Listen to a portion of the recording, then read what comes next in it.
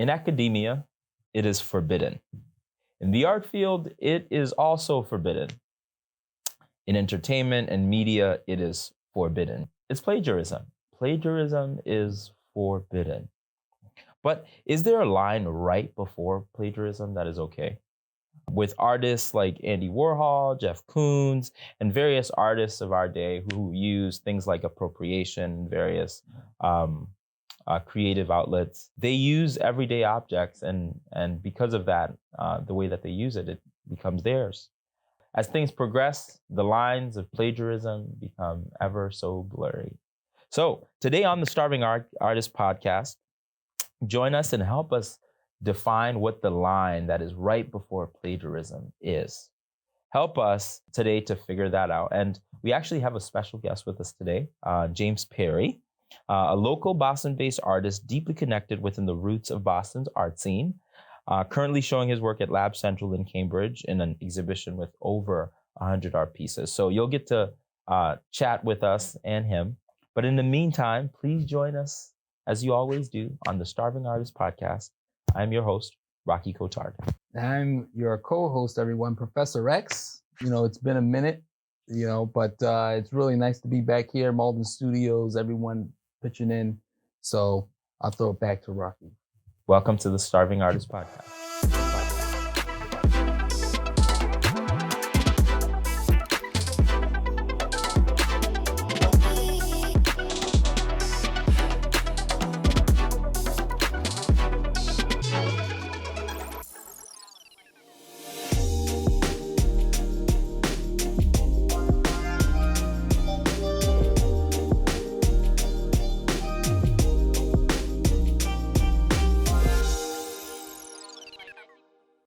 Welcome back. So thank you for staying with us and continuing to be fans of our work and our program. Definitely. We're so excited every week, or as often as possible, to have conversations that matter to you guys. So this week, we definitely thought, the title of this episode is The Right Way to Plagiarize. The right way to plagiarize. Certainly because we wanted to get your attention, but also because it's very important to determine that line. And so to begin the conversation, what is the line? Let's actually define plagiarism. So as always, I come up with a range of questions. X comes up with a range of questions, and we chat about it and determine how those things might determine the line. So to start off, X, I have a question. How much of someone's work do you think somebody can take before it becomes plagiarism? Yeah. How much do you have to invent? When we were thinking about this in pre-production and you sent over the notes, and I really thought about this one, all the questions I really gave a lot of thought about, even like this topic. And there's definitely a line, and it's whether it's a subconscious one or whether it's one that you've been taught formally from schooling or just in academics and stuff like that. There's definitely a third rail that you don't want to cross. And I, from studying a lot of artists, Picasso said, "Bad artists copy, great artists steal." And I've always liked Picasso's work, but that line always stuck with me because I always thought, you can get influenced by someone, you can get inspired by someone, you can be motivated, but how far do you take that? I'll give you my answer. Yeah, you got to give me a percentage. Because I'm still thinking about it, but it's a great question. Yeah. How much? In all honesty, I feel like say somebody takes say the Mona Lisa, and you don't invent any part of it, and you just cut it up and reorganize the way that it kind of is assembled. Yeah. And it's not a portrait. It's like very much a abstract piece. Yeah. Does that count as your own? Definitely not. Definitely Really? not. And I think about it, we're talking about art, but I'm thinking about all aspects of art, all disciplines. So in music, they say it's sampling. Yeah. You know, you're taking a record that's already been established and you're sampling that track. You're sampling the percussion, the beats and stuff like that. And you're like, oh yeah, I've heard this song, but it was like 20 years ago, you know, but they're using that track as the basis for a new. So, you know, to me, it happens so frequently in art, but it happens so frequently that we've become kind of desensitized to, you know, who owns this or whose intellectual property is this. So, you know, I keep going back and forth with that. I don't know if I'm going to give you a straight answer, but it's kind of like, I don't know where to go with it. Yeah, it's tough. I think it's nice to think about the dictionary definition. So I'll just read it so that maybe we'll have like a basis. It says that it's the practice of taking someone else's work or ideas and passing them off as one's own. Okay. So based on that definition, it would be wrong to, you know, like I said, you have that third rail. It would be wrong to cross that rail. But how far can you go up to that rail? Is it 50%? Like, does 50% of the work have to be yours? And I think it's subjective to what it looks like. But I wonder actually what happens when you, because I know there's like I can't remember his name, but he took the Mona Lisa and he put like the mustache on it. The face, Mona and that was his work. I can't remember his name exactly, but Leonardo to me that would be rolling in his grave right now. He would be rolling over. I'm like, maybe that's not his work, but I think if somebody's exerting a lot of intentional energy to shift the view of something, to say a message that's different than the original artist, but rather they're using the previous artist's work as a building block for their own, I think that kind of, it at least gives a different conversation. Okay. So I think in those capacities, it's strange. That's definitely a blurred line, I would say. I'm curious what you think about Warhol, because I know you're in the space of like printmaking and murals and using a lot of art with your hands. And I'm more on the design side, but you're just as good a designer as a lot of people I know. So what do you think about like Warhol, you know, some of these? I really like his work, obviously, dominantly because some of my work is inspired by his work and the way that he's able to do things. For instance, like the Campbell soup or the Coca-Cola bottle. Definitely. Things Iconic, like that. Things like that. But it's like there was a designer that designed that bottle, that designed the logo, that pre-designed all of those things. And so he sort of came in and took those and remade them. Except I think there's a difference in some ways between like industrial work where it's like meant to be something that's on the bottle that's brought around. Is there like creative license to those as much, as opposed to like somebody who makes a print of it and then puts it up somewhere. And so I think it's definitely a blurred line. But I think to me, that would not be plagiarism. That would not be plagiarism. Or throughout time, it's clear that it's proven that it's not the case. But definitely significant though. Definitely significant. But I think there's a range of conversations around it. But I would love to hear what the folks who are listening to us think. Definitely. Let us know on social media. How much of Andy Warhol's work is really plagiarism? But then I also wonder, is a remix really like, is it towing that line, you know? When it comes to taking somebody else's work and like using it to make your own. But sometimes a remix is done by the original creator, but just spun in a different way. And they bring in other collaborators, other people to kind of influence whatever they're doing. It's when someone takes, like there was that song, I can't remember the song, but I believe it was by like Marvin Gaye. Let's get it on. Sorry. It was by Marvin Gaye. I think it was like Blurred Lines or something like that. Ironically, it was called Blurred Lines. And then Robin Thicke was able to use that same track. And then there was like there was litigations and there was people suing left and right.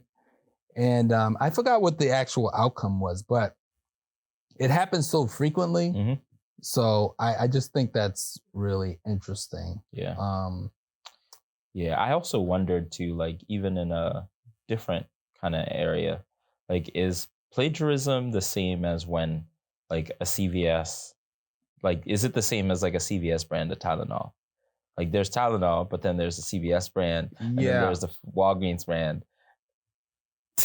So I actually can talk about that because I was in a space where I had to administer meds at. I've had so many weird jobs, people. It's just, and one of these jobs I had to administer meds to individuals. And so the thing with brands like Tylenol, you know, all these different brands that you know of, they have the generic. And the generic is something that helps people afford what's, you know, in the stores that they can't afford. So affordable. Yeah. So the generics in that case and in that sector, it actually makes it pretty. It's a good thing. It is a good thing. Yeah. And it makes it available to the mass millions of people who have to use different medications and stuff like that. Yeah. So give me the generic version. Thank you. Yeah, the generic version, definitely. Yeah. Yeah, for sure. So I think we've definitely covered like, you know, part of the definition of plagiarism, specifically in the art field, or the kind of blurriness of the edge of it. So I'd love to move on to talk about exactly what we had chatted about, you know, the Andy Warhols, the Jeff Koons, and definitely the movie that you wanted to consider. Yes. I'm glad you mentioned that. So there was a movie that I watched, and I wanted to kind of bring it up because it really centers on this conversation that's centered around plagiarism. So we're going to look at a movie trailer called Big Eyes. It's very short, but we want to just take a look at that.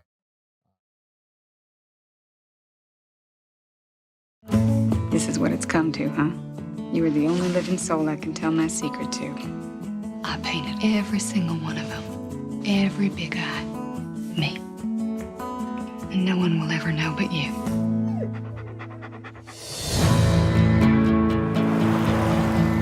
You made it! You're at North Beach. Come on, let's have some espresso. What's that? Is that like reefer? You have a lot to learn. What's your name? Margaret. Wouldn't you rather flirt with those girls down there? No, I like you, Margaret. Wow, this is all happening mighty quick. I am a divorcee with a child. Walter is a blessing. You're gonna love this stuff. Why are their eyes so big? The eyes are the windows of the soul. That's why I paint them so big. I've always done it that way. Why are you lying? Sadly, people don't buy lady art. The painting says keen. I'm keen, you're keen. Smile. We're sold out. They adore you, Big Eyes. He sells paintings, and he sells pictures of the paintings, and he sells postcards of pictures of the paintings. Good God, it's a movement. So, are you flipping for all this? Honestly, I can't believe I live here. I remember when Mama painted that. You're confused. I painted that. What is troubling you? I lied to my child. I'm just not that kind of person. Is your husband that kind of person? These paintings are a part of my being. Maybe I could sign it myself. That sounds a bit confusing, doesn't it? Keen means me. Do you want to give back the money? If you tell anyone, this empire collapses. If that's the price. It's like a mirage. From a distance, you look like a painter. But up close, there's just not much there. That's an outrageous statement!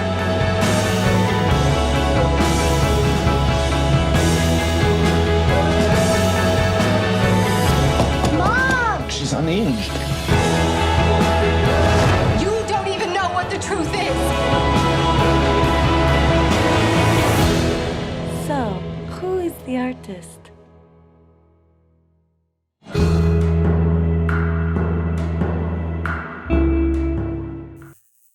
All right. So what'd you think? We're still here. Yeah, I wanted to bring it up, and I know we're kind of pressed for time. But one of the things in this film, this woman, Margaret Keane, is a real illustrator. Yep. Back in the 50s, back at a time when illustration was really growing, really popular in America, this woman had established a certain type of big-eyed illustration. Sorry. And so her husband claims credit for this. It gets into this weird power dynamic where she's not able, because she's very soft-spoken, she's not able to sell her work. He's a salesman, he's a showman, he's compassionate, or at least shows that he's compassionate. And he steals her work. And this is his wife. Claims it as his own. It really disturbed me because I was like, people do this all the time. Yeah. Like, people do this all the time. They claim work as their own. Yeah. And so this guy is doing it to his wife. And so, we could talk about it a little bit more on the other side, but I just wanted to share that. I think the fact that it's like a real, like the movie is based on reality is definitely significant as well. Thank you. But it sheds light on the fact that even like today, like you think about it, whether it's like an image that you make online, you share it, all of that is extremely accessible to the masses. Yeah. However they choose to use it. Yeah. So, and you mentioned Instagram too. Like it happens on Instagram. It happens on social media a lot as well. Yeah, I think the basic conversation on plagiarism is that it is really wrong because you're fully taking on somebody else's work. But I also think that, what's not wrong is to be inspired by other people's work. Yeah. Which we'll definitely cover in our conversation with James. So with that, we do hope you go and watch the movie. It's a pretty cool movie. We both definitely. But the movie is definitely worth consideration, and it definitely falls in line with a lot of the things we've been chatting about. So we're gonna go off into a little bit of a break, and then we'll be right back with you. And James will be with us, our special guest. So thank you for staying with us, and I'll turn it over to X to enlighten us on just a little bit of the program that we're going to have for you next. Okay, so we will have a game that will be coming back from the break with James called Quick Draw McGraw. You're going to see that.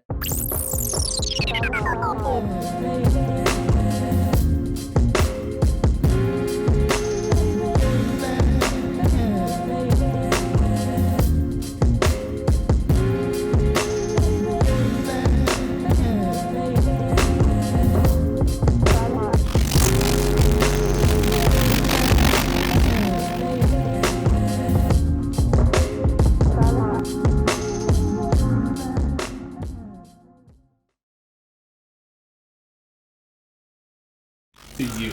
Let's start with you, Bill. Okay. What it means to me is family. And family means everything.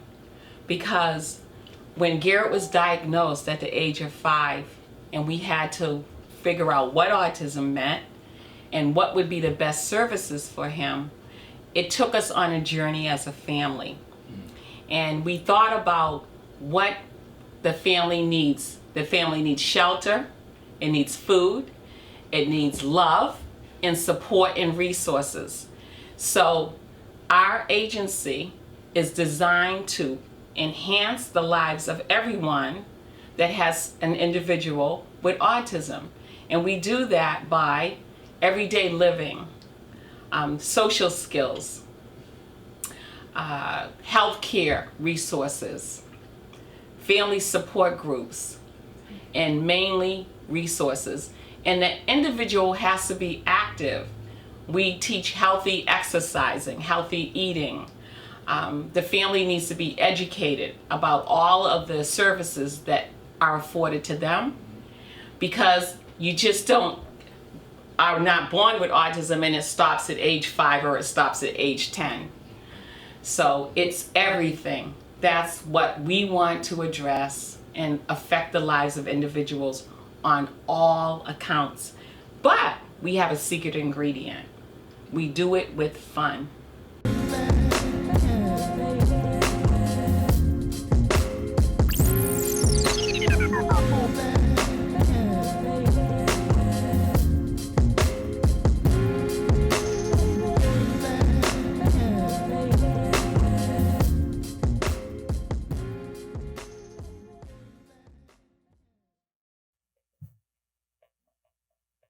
Welcome back to the Starving Artist Podcast. We're so happy you have stayed with us over the break.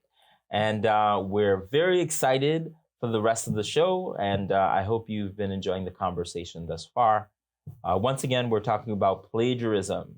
Very interesting means in the art field, a forbidden practice across anything that you do. But today, we are with James. James. And, yeah, so let's drop the confetti. James Berry. Thanks for having me. Yeah, so such a pleasure to have you, James. Yeah. But we definitely have our methods here, which you're a little bit familiar with. We have our games that we get our, guests to participate in. Great. And this time, do it. Quick Draw McGraw. All right. Quick draw.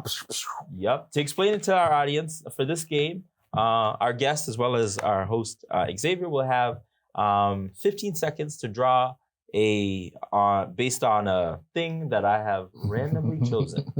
Thanks, give me a hint. So they will have about 15 seconds on my watch that I must read. And to begin, the first word is chicken wing. Oh, shoot. Also, I am the moderator who also chooses the winner. I forgot to mention that. You guys have 5 seconds left. Chicken wing is the word. And 2, 1, stop. Show it to the camera. Let's see. Ooh. I see you got the whole wing in there. I gotta choose that one. James got. I gotta choose that one. You want that one? You got the whole wing, but you got the little ridges on there. Yeah, like that's what I was gonna say. What's important is that ridge. Get that little ridge. That was a good one. All right. Yeah. All right. So X won that one. All right. So X won. So next word, pogo stick. I don't even know what that is. You don't got much time, X. 10 more seconds. 5 more seconds. The pressure's on. There you go. And 1, stop. Okay. Ooh.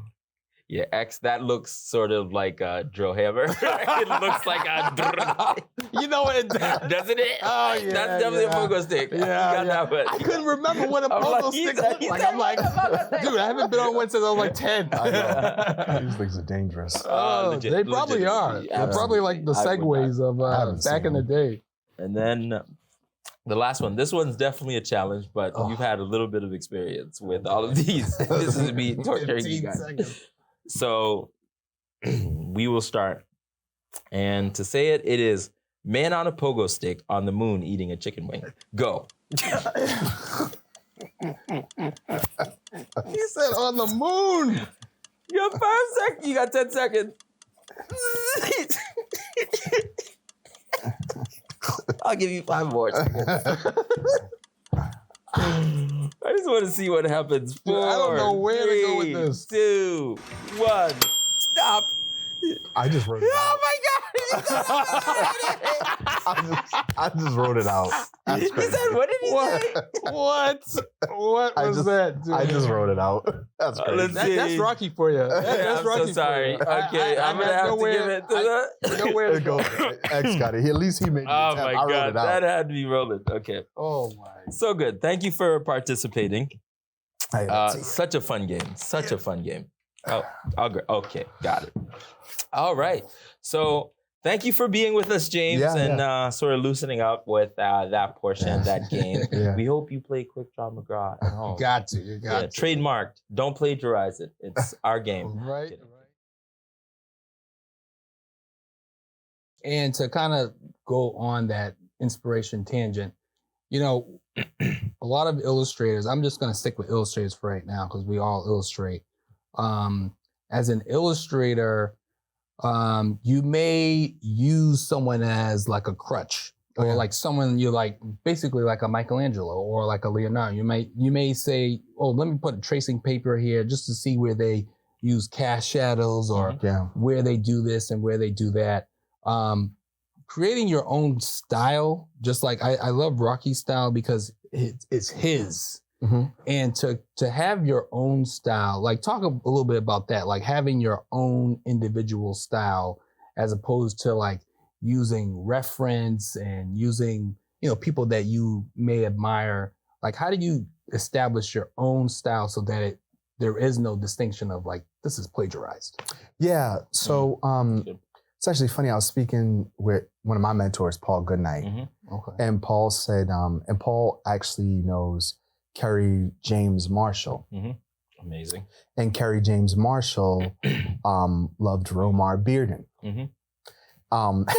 And one time he was telling Paul this story about how Kerry James Marshall had this art show and he had it up and he invited Romar Bearden to it. And there was one piece in the corner where he really wanted Romar Bearden to see it. And he said, hey, Romy, look at this. I was inspired by you.